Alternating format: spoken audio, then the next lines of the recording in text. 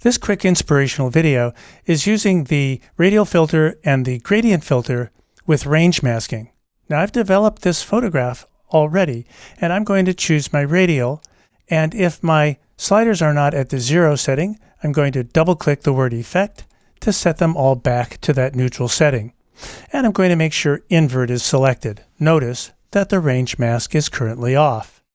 I'm now going to click and drag up and out to draw a large loose radial gradient over my statue.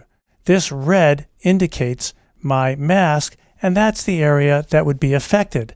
I don't want to affect the sky, I only want to affect the statue. So now that range mask is available, I'm going to choose color. And I'm going to pick the eyedropper. And with the eyedropper selected, I'm going to pick a range of the gold tones in the statue and release. I don't see any changes.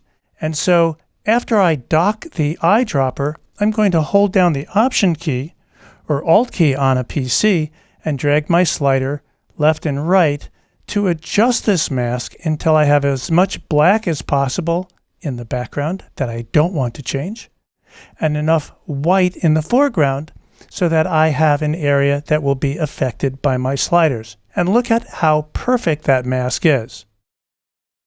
Now I can adjust my sliders to adjust only my statue. I'm going to open up my shadows, and I'm going to bring my exposure up just a touch.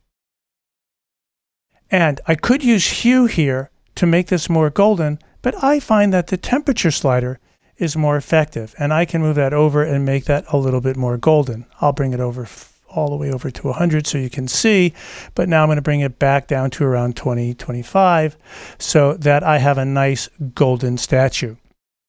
Now I'm going to choose the gradient filter.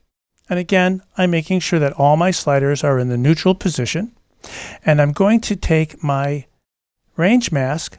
Oh, look, my range mask is off. So I have to first draw a gradient. I'm going to hold down the Shift key, and I'm going to draw my gradient right at the very bottom, because that's going to cover my entire image instead of creating a gradient over part of my image.